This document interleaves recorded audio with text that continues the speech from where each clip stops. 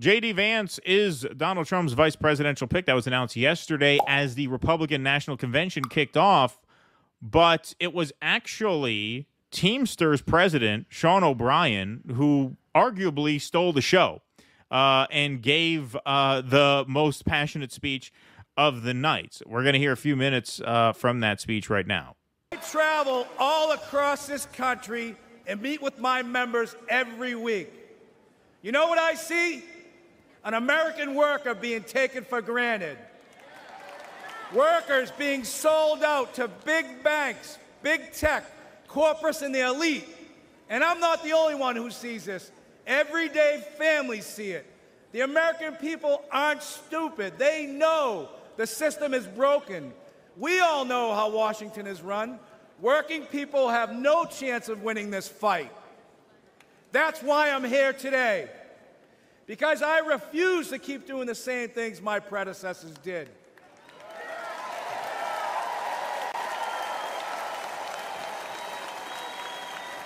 Today, the Teamsters are here to say we are not beholden to anyone or any party.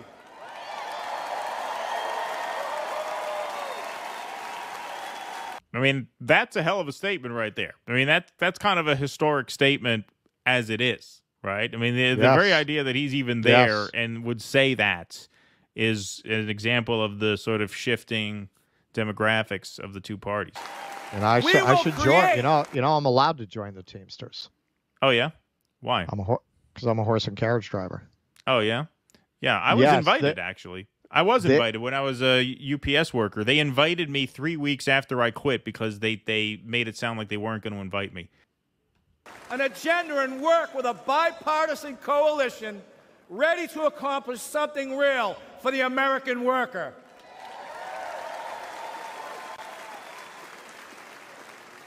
And I don't care about getting criticized. It's an honor to be the first Teamster in our 121-year history to address the Republican National Convention.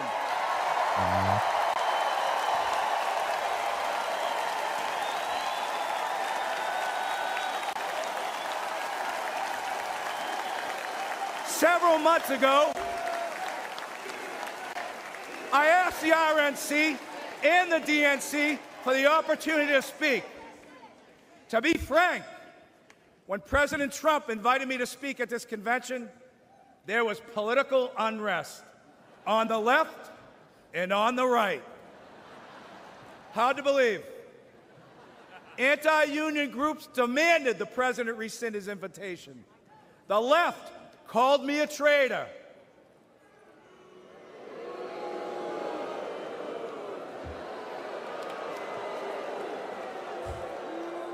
And this is precisely why it's so important for me to be here today.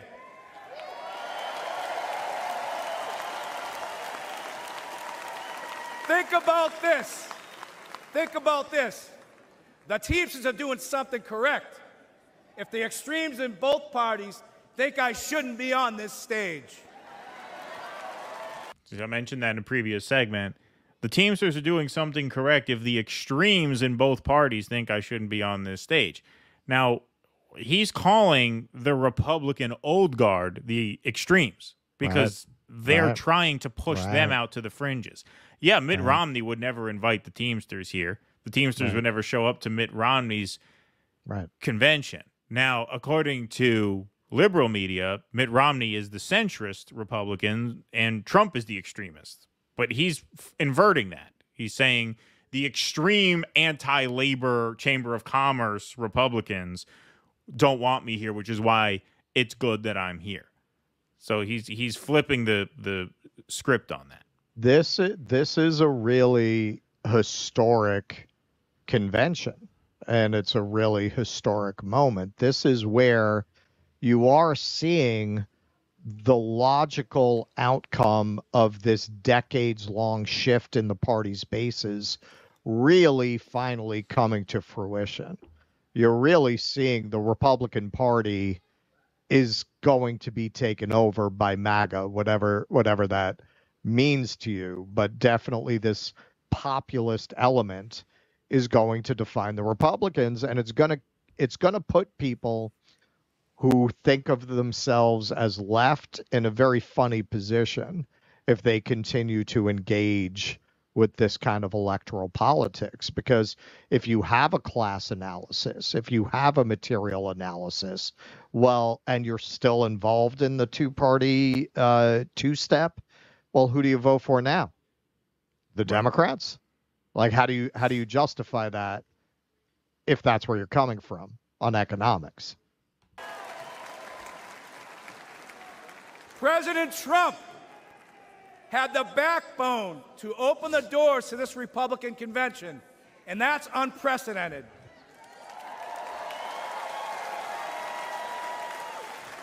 No other nominee in the race would have invited the Teamsters into this arena. Now, you can have whatever opinion you want, but one thing is clear. President Trump is a candidate who is not afraid of hearing from new, loud, and often critical voices. And I think we all can agree, whether people like him or they don't like him, in light of what happened to him on Saturday, he has proven to be one tough SOB. Yeah, no denying that for sure. Absolutely, no doubt about that. And yeah, that speech really stole the show. I mean, in terms of speakers, obviously the headline of J.D. Vance being the vice presidential nominee was huge news. But in terms of the speaker lineup, that seems to be getting more play than anything else for good reason. For good reason. That's a historic event. It is. At that point, if they really lean into this, if they really go in this direction and you have more politicians with this bent come along, it's hard to see who the Democrats' remaining base is outside of just that traditional Republican base. Like that's all that's going to be left. They're not even going to have impoverished people of color to hide behind anymore, because they're all gonna go to the Republican. Like, really, who's gonna be left? You're gonna have a party that is in appearance as well as in fact, which it has been for a very long time, just this party of Wall Street and the military industrial complex, and that's it. And that's all just going to be rich white people. Yeah. Yeah. And people Oprah. with no problems. People with no problems. And that's reflected in the coverage, not just the coverage of the Vance pick, but that was reflected in the debate. What did Joe Biden say at that debate? I mean, we don't remember what he said because he really couldn't say anything, but what was he trying to say at the debate? He's trying to say Trump is, unfit because he's a big asshole. Yeah, we know he's a big asshole, but what does that have to do with inflation? What does that have to do with the border? What does that have to do with Ukraine? Like, you can't run on that if you don't have a record to run on. And Biden does not have a record to run on, and the Democrats have nothing to say. And this is why, in the wake of the shooting, the appeal to unity, which, as I understand, is going to be now the new focus of Trump's convention speech, is likely to play very well. Because when you actually ask yourself, okay, what are we actually resigning ourselves to if we get 4 more years of Trump? Is it good? No, it's not good. Have these 4 years been good? These 4 years have been apocalyptically awful. Was George W. Bush good? Like, what are you comparing it to in terms of the way it actually affects ordinary people's lives?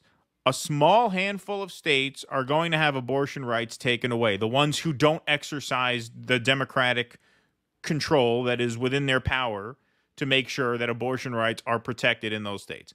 And for the small minority of women who want abortion rights in those states, because don't forget, the reason they're not going to have them is because they're deep red conservative states where most people don't want abortion legal. It's a very sad thing for those people. But as the Free Palestine activists have pointed out, they have somewhere to go. They can go to a blue state and get an abortion. They shouldn't have to. And we've seen horror stories, that couple in Idaho, horror stories, and no one should have to go through that. It's terrible, obviously. And some people are literally so poor they can't go out of state. Absolutely, it's terrible. Like, I don't mean to dismiss it. It's terrible for a small number of people. Is it more terrible than what's happening now? Is it more terrible than what's happening now? To the point where it creates these apocalyptic stakes out of which a horrifically violent event happens. Like, people are going to ask themselves that, and I think they're going to answer it in a way that the Democrats are not going to be very happy with. Because at this point, the path of least resistance is to just accept that the Democrats are not viable and Trump is here for another 4 years. And don't get too pissed at me for saying that, because I'm not the only one saying that. You know who's also saying that? High-ranking Democrats are saying that, which we're going to talk about in the next segment. So don't kill the messenger, okay? But that is the tenor of this campaign right now. Well, and what do they have left? Culture. This is something that we've pointed out on the show for a long time, myself more than you, but I don't think we disagree. Where they're at on culture is deeply out of touch with where most of the country is. Now, you can get away with that if on economics you're putting money in people's pockets.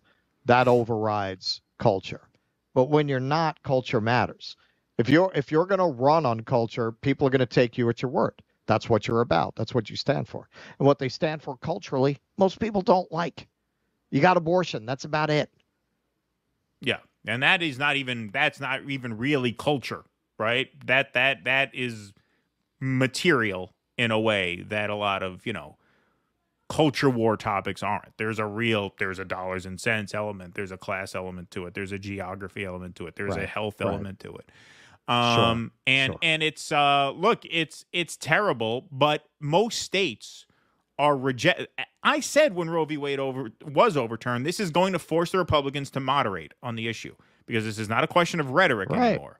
And what has happened, the Republicans have moderated. Trump has said, we're going to leave it to the states. There's no talk of a federal ban or a federal limit. Kansas voted 60-40 to codify reproductive rights in their state constitution. Kansas, 60-40. That's a landslide. So there are things the states can do to protect themselves if they want to.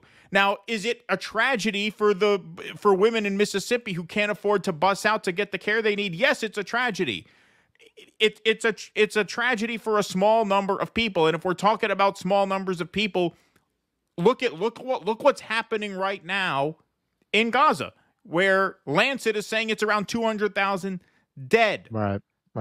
Okay. Now, look, we can litigate. I'm not here to litigate worthy victims, unworthy victims, who matters more.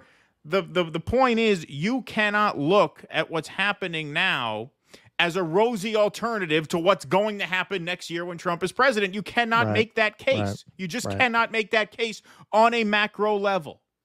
And you have to remember, the Democrats and Hillary ran on this emphatically in her wisdom.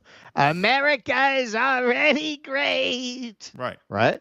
They are the party of the status quo. And that was a big part of Trump's appeal the first time, even more so this time.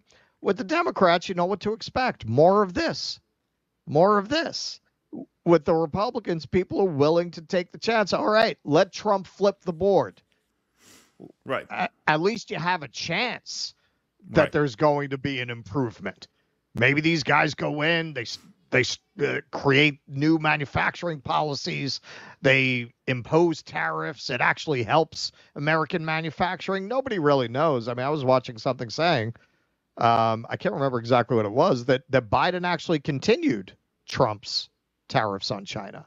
Now, we're not economists, and in my experience, 10 economists talk about something like this, they have 10 different opinions. But I got to say, when I look at the kinds of people who are always saying you don't want to challenge globalization in that way, they're not people I really would trust with the interests of working class people. They're usually very Clintonian, very Reaganite people who tell you that protectionism doesn't work. I mean, China seems to think it works. They have very high tariffs. Yes. Well, look, protectionism, it's a question of, do you want the United States government to function as the arbiter of a global economic system, Or do you want them to function as the advocate of its own people who are existing in a global economic system, but who need representation? That's the question. Please clap.